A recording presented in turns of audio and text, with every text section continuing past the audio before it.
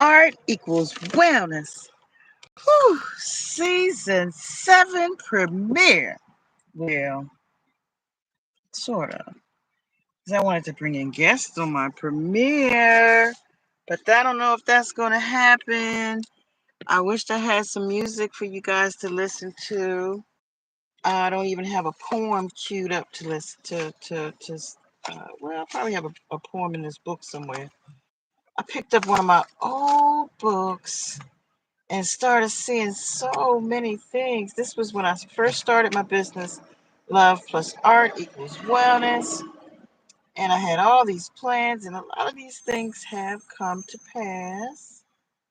Oh my gosh. Oh my gosh. I got all kinds of good stuff in here. Anyway, how are you guys? One Love of Wellness. Thanks for joining me. I got some stuff to talk about today. I wanted to talk about a conversation that I had recently. I had a conversation today with someone. I want to discuss that, and that basically is about. Um, I see things from a perspective of elevation, ascension, and love. The other person I had a conversation with, everything that I said that had any positive or good aspect to it was rebutted. But this, but that, but how about this? And bad energy this and bad energy that. And I'm like, I don't see it that way. I see that this is, well, let's go ahead and start with that. Okay. So the conversation that I was having was with an OG, one of the um, uh, older generation. I'm an elder, but an elder that's above my generation. That was part of the woke movement. Dashiki wearing, right on, marching and all that kind of thing. Well, they have their perspective, and I think my perspective is a little different because of having come in at a little earlier age and a little more time to elevate my frequency. Um, then also, okay, so we were looking at the things that are going on now with, well, let's just say the climate, but we started with the Orange Man. Ah, the word is Elijah or Elias, huh? But so we're talking about the things that's going on at in the administration, all the different changes that are coming about, and I'm seeing these changes as now that we've seen the Black Madonna, and the Black Madonna was uh, um, pulled from the archives, brought to the front line, and spoken of, in a sacred reverence. So that to me is like a signal to the melanated man to, elevate into position because, uh, they're using the sacred energy of the melanated Madonna to motivate, to uh, uh, uh, you know, give it a, the old college try, give it all you got kind of thing. And so it makes me think that, it's then just up to us to step the frick fraggedy frog up, step up to your place, step up to the plate, step up your game, click up, tribe up, team up, partner up. And that is the exact place that we are right now, time wise. We're in the onset of the age of Aquarius, right? The enlightened phase, the technology is going to the next levels. But this time of the year, okay, April 1st was about the easily caught fish that we'll go with whatever they decide. The administration says you gotta say that this is the beginning of the year in the dead of winter. But if you follow the cycles of nature, you see, May is the month of, well, let's go back to Ishtar. Let's go back to Easter. Easter had just happened. It's the goddess of fertility, but also represents Gaia, also represents um, uh, Mother Earth. Okay, so hi guys, what's the topic? The topic is Mayday, Mayday, Mayday. Why would that be? Oh, Mayday. Anyway, Mayday, which is the 1st of May. May the 4th be with you, and Cinco de Mayo. And so, uh, May the 4th be with you. To me, and what I have found in the research I've done recently, is that if you look at the Star Wars was, the Jedis were light workers. They were masters of their chi, of their energy, of they were, wielding their sabers like tools of precision. We are not the average person now is not as adept as the Jedi's, but we are as light workers. We're moving in that direction. Seems like that is, the light worker now is could be considered, a Jedi. But so May Day is supposedly the when the light and the dark is becoming more and more light. Okay, we're coming out of the darkness, and the seeds that were buried in the darkness are now rising and springing forward, elevating and ascending to the sun, and absorbing the solar energies. um and I feel, remember, I don't know if you heard my last broadcast, but I felt very fertile. Well, now I feel pregnant. Now, I was feeling, as a matter of fact, I saw a young lady and I told her, I said, you something's different, something, I'm not sure, I'm sensing something. And I said, you lost weight or something, something looks different. Come to find out she was expecting. And that kind of thing happens often enough, that something changes, your energy changes. You're brewing you got some buns in the oven. You baking. The oven is on, and we're baking.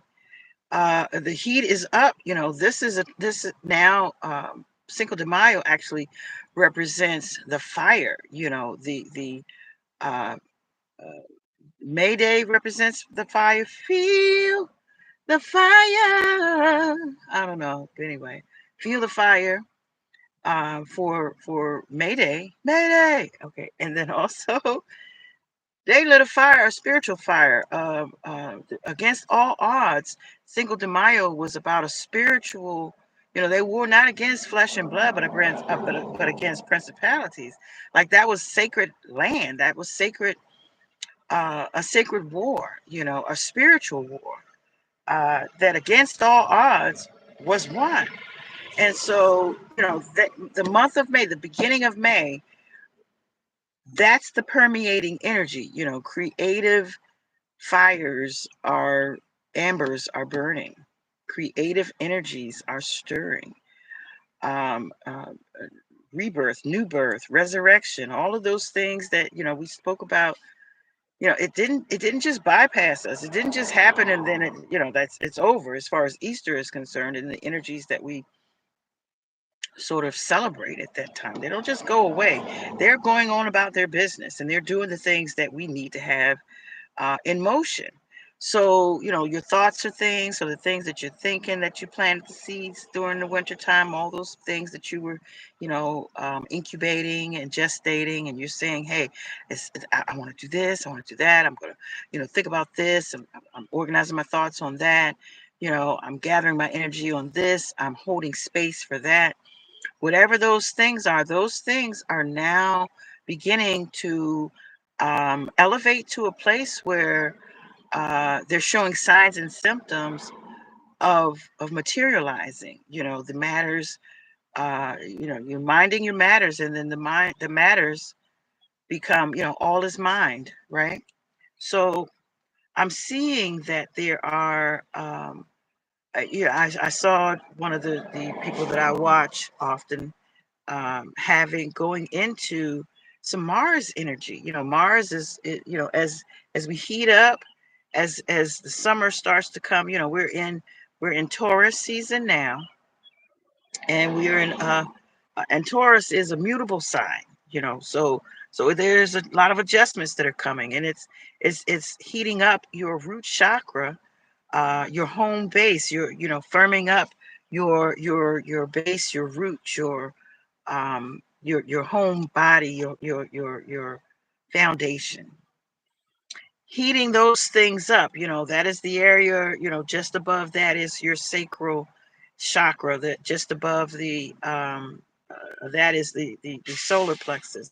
So, as we heating up, as we're getting hot and bothered, as the sun, as the light is being more prevalent, as we as light workers, as energy workers, I say we're waking up, as by and large, more of us are becoming more aware, more tuned in, more tapped in, more turned on. I am doing a workshop in June, a vision tool tune up, that I'm conducting in DC, the third Tuesday in June. Because it's time to right size now that we know these things that we know, the miseducations, the misdirecting our sensitivities, our powers, usurping our energies. I had a dream as a youth about energy vampire, a vampire. I didn't know it was an energy vampire at the time. I just said vampire. As a child, I had this dream about a vampire coming. This was a family member that came to suck my life force. And so it turns out that family member did usurp a lot of my energy force, a lot of my, it's like that was something that if I understood it, but now that I look back on it, I recognize it as a sign or a symptom that, because I had already started walking through walls. I had already started, by the time I had that dream, I had already started having time travels, astral projections. I had already started walking through walls. I had already started channeling. And in the age I had that dream, I believe I was maybe 6 or 7. I was about 7.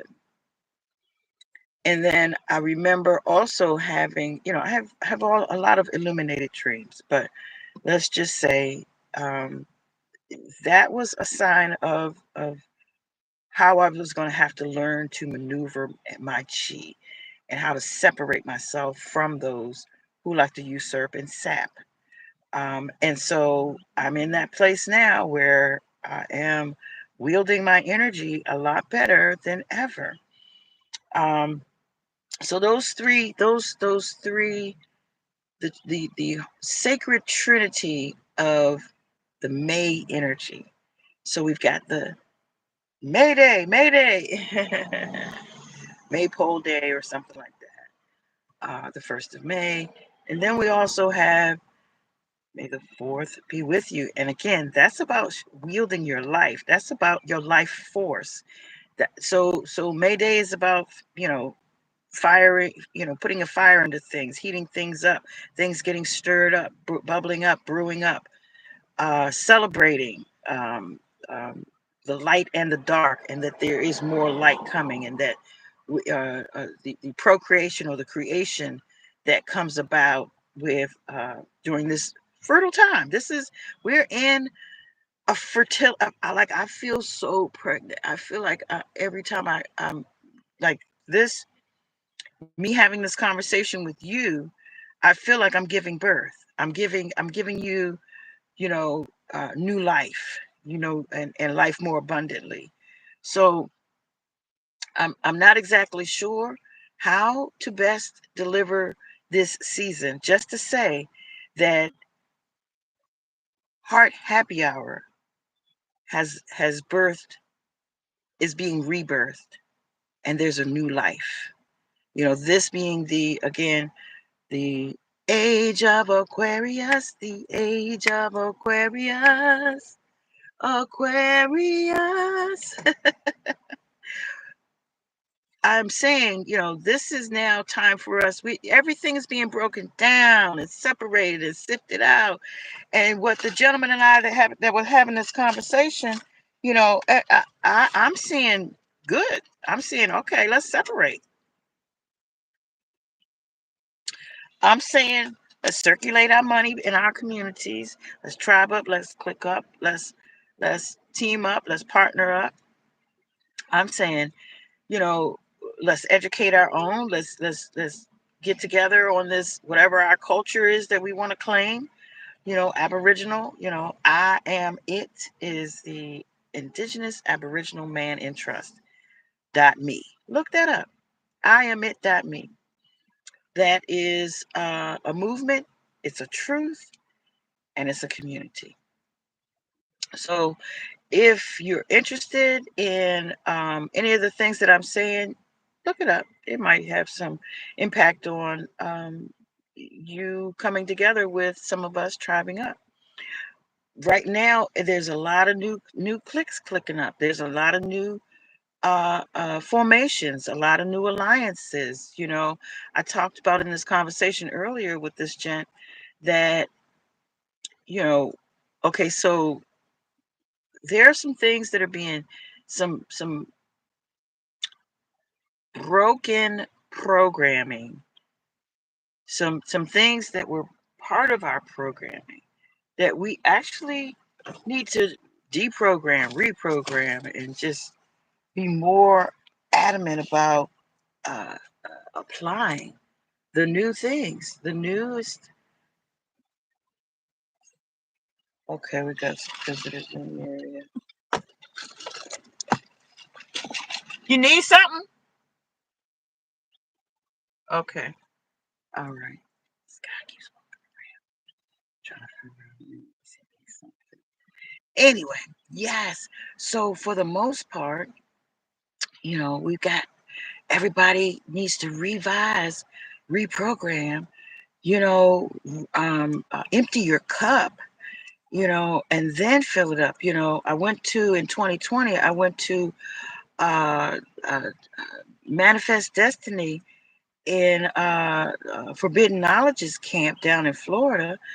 And one of the main meditation, which I did record, which is on my channel. No, it's on Precious Mother Love's channel, but it's on my channel, not the Love+Art equals Wellness channel. But it is where he talks about empty a bowl at that point. But I say empty your cup, of the things that you were programmed with since childhood. It's hard, I know, but this is the time to do it, because shadow work is about working with your dark side, with the things that were hidden heretofore. When you go to work with when you're in your the place of working with your dark side, or the shadow side, or your shadow work, you are correcting some of the, you're doing some corrective actions. You're revising, and you're able to, review it from a new standpoint, a new place of knowledge, a new place of knowing, so that when you go back and you revisit that, then you're able to see it. Oh, I benefited from that in this way. And those are things that don't necessarily, they made me who I am, but they're not me. These things that have helped to mold me, these things that have helped me to find my discipline, helped me to find my courage, helped me to find my motivation.